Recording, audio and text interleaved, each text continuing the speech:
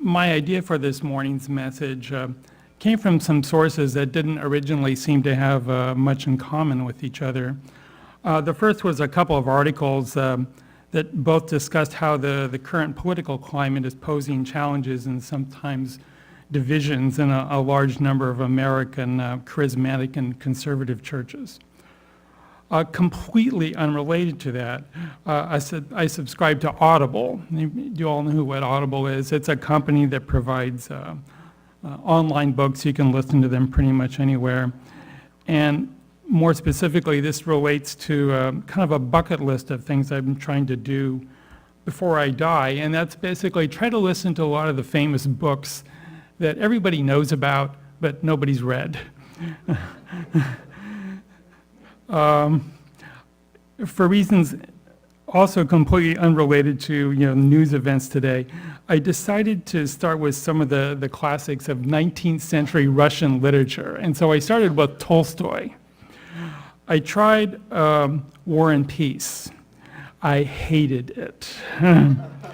I then went to another Tolstoy, Anna Karenina, which I saw on some list was the greatest novel ever written. I didn't finish that one either.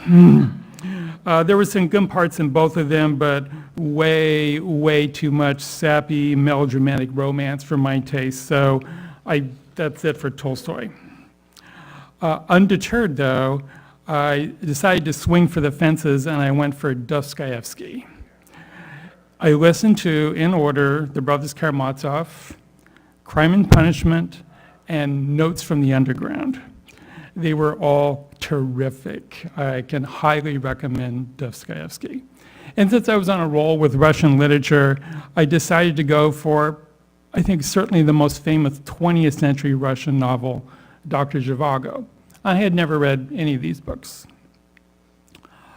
So my inspiration this morning comes from Dr. Zhivago and conservative church controversy. And I promise you right now, this is not going to be a political sermon, so you can all breathe a sigh of relief. If you're new to Unitarian Universalism, we can do that because we believe that revelation is ongoing from many sources. That's okay, that's permitted by the rules. The first of the news articles related to a preacher at a charismatic church in Arkansas. He was born and raised as the same town as his congregation. He was the minister of a fairly large church there. And he had the expectation of spending his entire career there. Everyone seemed to like and respect him. Then, in 2016, the timing is significant, from an online church discussion room, he offered up what he believed was some fairly justified criticism of the ethical behavior of a certain presidential candidate at the time. The criticism, in his opinion, was based on what he felt were fairly accepted conservative Christian values. He didn't think it was particularly controversial at all. He did not endorse any of the candidates. He simply wanted to call attention to some of the issues that were in the headlines at the time. Again, this is the fall of 2016. Since we are not as naive as we used to be, you can begin to imagine where this all started to lead. Later on, he offered some mild support for the Black Lives Matter movement, only to the extent that he believed that police didn't have the legal nor moral authority to execute unarmed people on the sidewalks. And it all spiraled out of control from there. Within a short time, he was accused of being a radical leftist activist, a Marxist subversive, and maybe worst of all, he was woke. Individuals and families began leaving the churches in droves. And so a conservative Christian minister resigned his position, wondering what had gone wrong. The gist of the second article is much shorter, kind of the same and equally distressing. It was basically the story of how extreme right-wing political movements have embraced a new kind of zealous Christian missionary zeal. A reporter who wrote the article attended several political rallies for a variety of candidates all over the country, and noticed it was increasingly difficult to tell if the gathering was a political or religious event. God, Jesus, prayers, personal testimonies, and Christian hymns were all part of the campaign stop. On a personal note, on the morning of July 6th, 2021, I was driving along the intersection of Airline and SPID here in Corpus Christi, and in the parking lot directly across from the Sprouts grocery store, there was maybe 100 people gathered there having sort of an impromptu, I don't know what it was. I don't know if it was political or religious. I think both. But I could, through a bullhorn, I could hear something to the effect that they were beseeching the Almighty to intercede upon the senators who at that point were just beginning to gather in the Capitol to certify the election. And at that point in the morning, I don't think the riot had even started.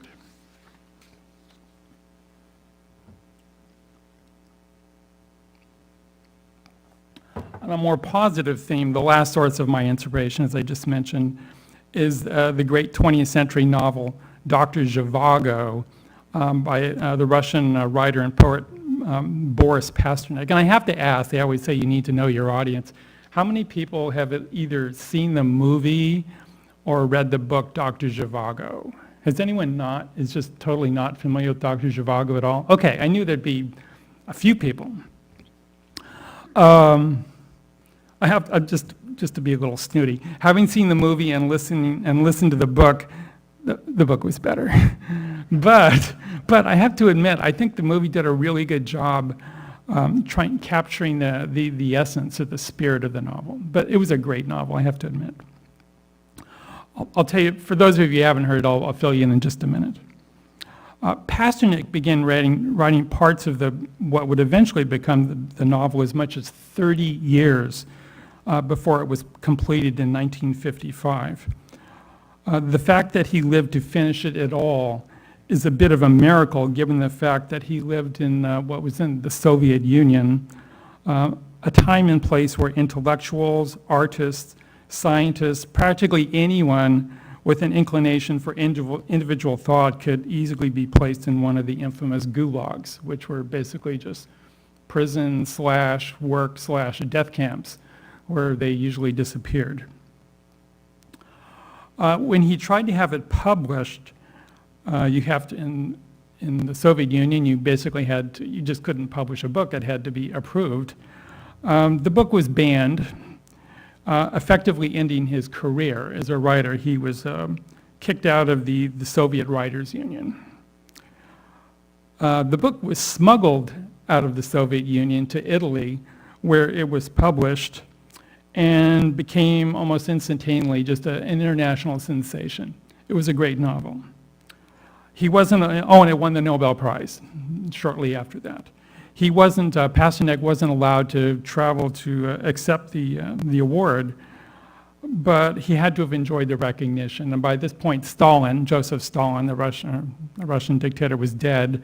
So at least he wasn't imprisoned or executed.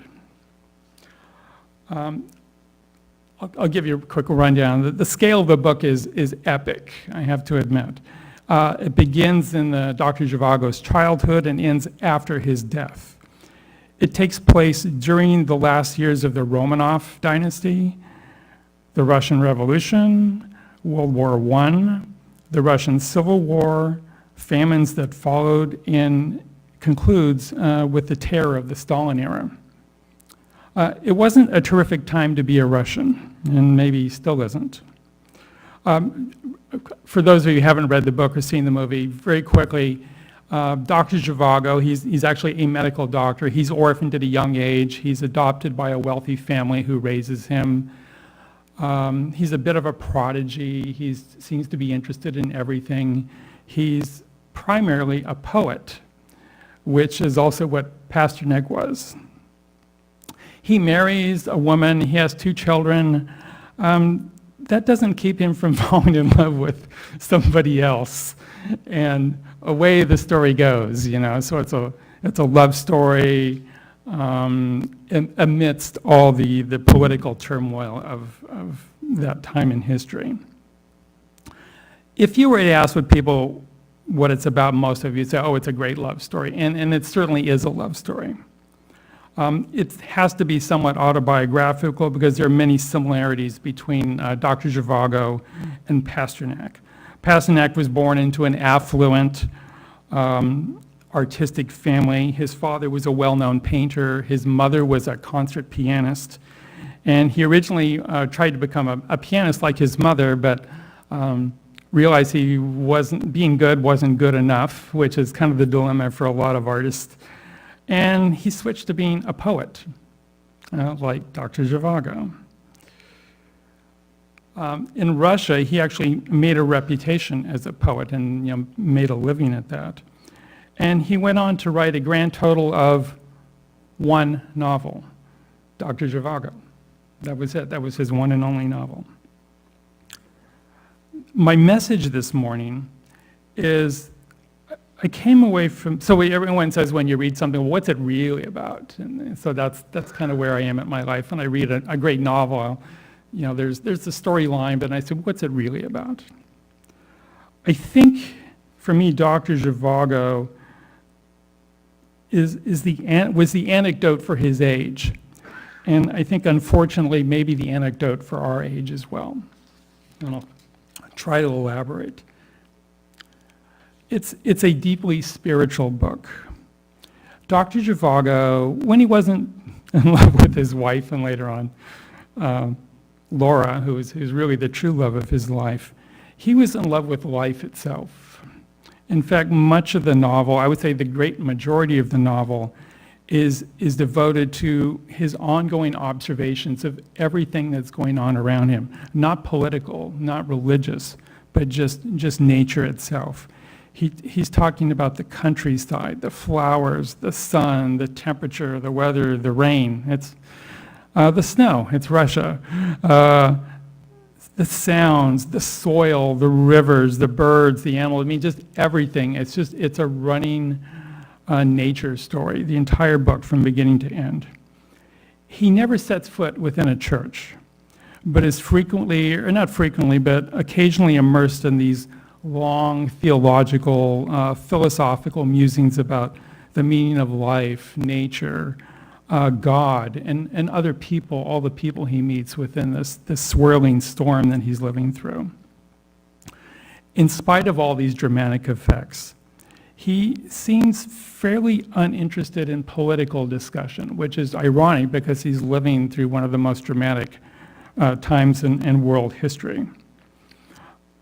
I'd read you the book, but it would take about 20 hours. I'm going to read you just two short excerpts that I think express some of the sentiments or some of the ambiance of the book. With regard to communist ideology, there's an idea that man and nature can be remolded. If we put our will to something, we can change anything. We can change human nature. We can do it. We can do whatever we put our mind to. And this was a thought he had about that. And I'm quoting from the novel now. Reshaping life. People who say that have never understood a thing about life. They have never felt its breath, its heartbeat, however much they may have seen or done. They look on it as a lump of raw material that needs to be processed by them, a substance to be molded. If you want to know, life is the principle of self-renewal. It is constantly renewing and remaking and changing and transfiguring itself.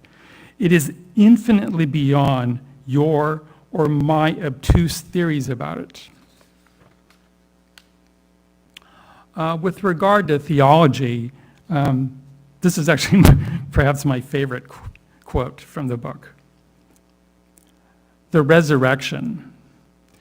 In the crude form in which it is preached to console the weak, it is alien to me. I have always understood Christ's words about the living and the dead in a different sense.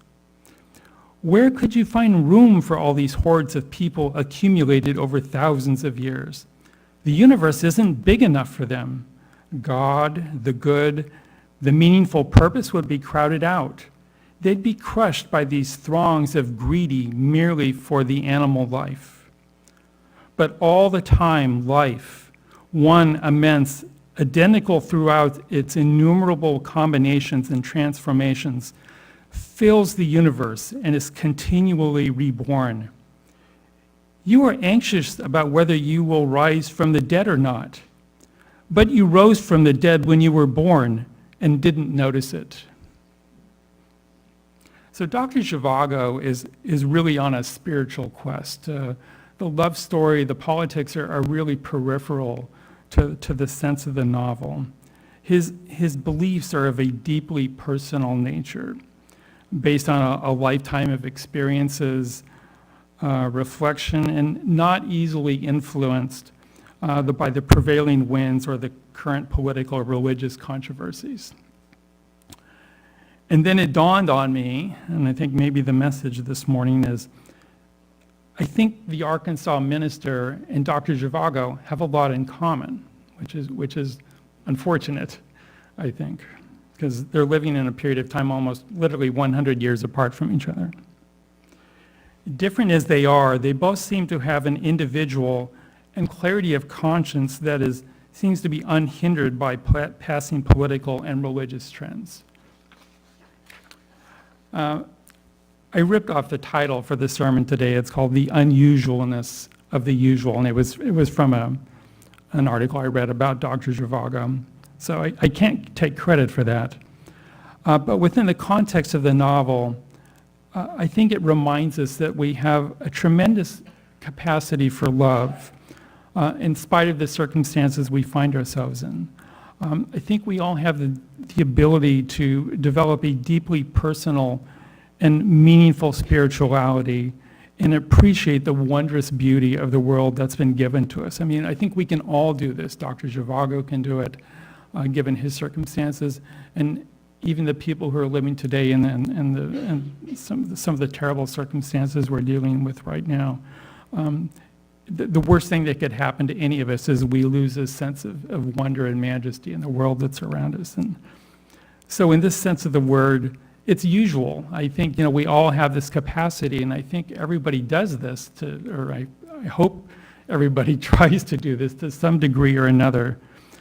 But what's unusual about it is our own unique, incarnation of this awareness. So Dr. Zhivago, he's dealing with one adversity after another, but it never prevents him from reflecting on everything that happens to him and everything he observes going on around him. I think most people would agree that a person should never judge or characterize others by their race or their ethnicity or their religion or their sexual orientation or, fill in the blank. It's easy to place labels on people and characterize them by those labels. And that's bad, but I think it's almost even worse if we were to put labels on ourselves. I think we all have our own, I know we all have our own personal experiences. We all have our own unique skills. We all have our cultural backgrounds. I think we all have our own private, inner world that goes on in our head all the time. And this is kind of a sacred and divine place that I think we all have, or at least should try to develop during our lives. But what a sad thing it would be if we just, label ourselves as I'm white, or I'm black, or I'm Asian, or I'm Hispanic, or I'm woke, or I'm conservative, or I'm a communist. What a terrible thing to do to yourself. I think for anyone to do themselves. If I can paraphrase a quick story, maybe a month ago when Reverend Chris was leaving, she told a story of one of our congregants that had come to her very early on, and she was saying, well, I'm a lesbian Wiccan. Can I fit in your church? And Chris's response was, is that all you got? She has to be more than just that. And I think we all have to be more than just whatever label we place on herself. And if we didn't do that, I think it would be a shame and a loss for all of us. not only, collectively, but to ourselves as an individual. So wrapping this up, I try to think about the Arkansas minister and Dr. Zhivago, just as I try to think about everyone, that in each of us there's, some unique spiritual being that is capable of experience a world apart from the larger whole. So again, one last rip off in the words of Louis Armstrong, what a beautiful world that would be.